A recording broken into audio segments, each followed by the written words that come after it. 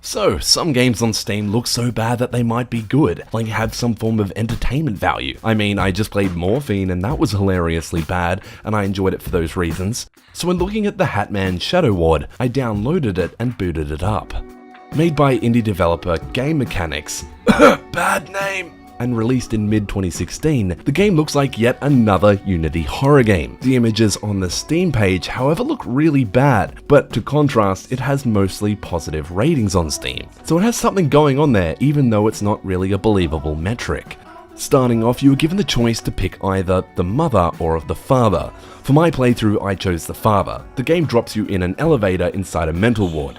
Yep, another horror game in a mental ward. I literally had just rage quit from playing The Town of Light after being so incredibly bored. For those that don't know, that is a game claiming to be a horror game set in a mental asylum. It is so boring, it had no horror whatsoever apart from jump scares in the form of hand-drawn pictures made by the developers. Anyway, look, I'm getting sidetracked. The elevator doors opened and I noticed how ghetto the overall design of the game is. This is not a pretty game by no means, and I don't think a horror game should be. I play and review many older games and I don't really care about the graphics, I care about the assets and how they're used. I noticed a room behind the reception desk and walked in and noticed a picture, and in the background there was Leatherface. It came to my attention that they used the same photo on the newspaper only a few meters away. I proceeded to go upstairs to where the novelty kids rooms are, and right next to the journal we see a photo that we've already seen twice before. I opened up the diary and this happened. I was playing this with a friend and this was our reaction, and this was the protagonist's reaction as well.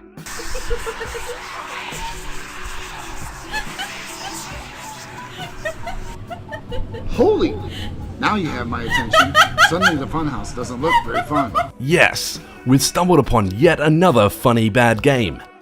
Or so we thought. That was pretty much it. From this point on, apart from one small other moment, I have nothing nice to say about this game. Now, within the first minute, I was greeted by one of the shadows. I'm fairly a passive player the first time I meet a few enemies in any horror game, as I try and work out their attack patterns and weaknesses. However, this was the animation that ended up killing me.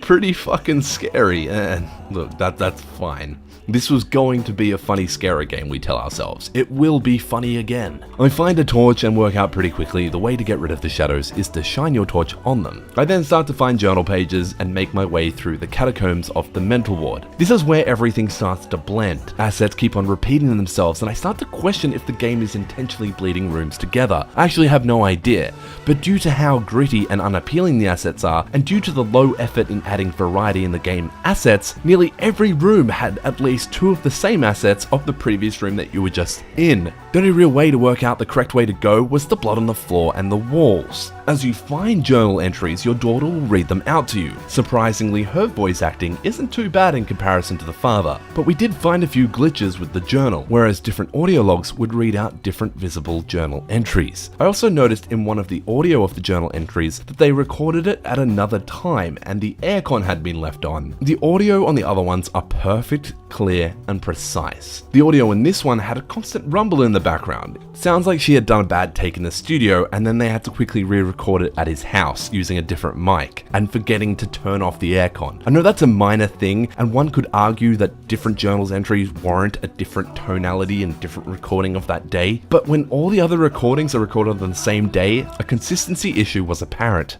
Now, aside from that minor thing, we keep on going through all these repetitive hallways, and I actually got spooked by a falling lamp. It made me jump like I actually didn't expect it. But when it did it a few more times, man, just don't fucking use the same gimmick over and over again. It wears off instantly. And then I started to remember about my shadow friend and questioned where he was. We'd only seen him twice, literally zero threat up until this point. We've played for a good 20 minutes now. We find a journal page and finally the Hat Man appears. But sadly, he's just not scary. He's practically Slender Man with a hat and he's following you through the ward. I made a silly judgment call and died, but in my head I was thinking, mental wards don't have spike traps, surely this is fake. I sure as hell died on those spikes though.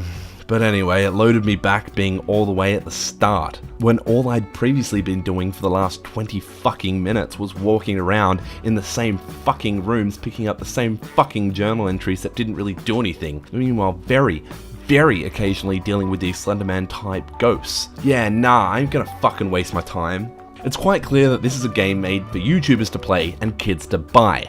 First and foremost, there is nothing scary about this game. Very little effort has been put into the game assets, level design, and overall story. The gameplay isn't fun, nothing about this is fun, yet when you go to Steam, you'll see reviews that say, and I quote, "This must be the best horror game in history. It truly chilled me to my bone marrow. Excellent special effects and amazing story. The voiceover made it sound like I was really in the game." And another. "Spooked my dreams. I give it a 69 out of 420. Yeah, I think I've made my point. Just another shitty Unity title getting attention by kids who are helping ruin the genre. But every once in a while, a good one might come through. Don't even bother adding this to your wishlist or picking it up on sale. This is fucked. If you like what you've seen here and you want to see more, hit the like and sub button. If you have an indie horror game that you're unsure of, let me know in the comments below and I'll suss it out for you. This is Shawnee Maurice from Hihu. Thanks for watching.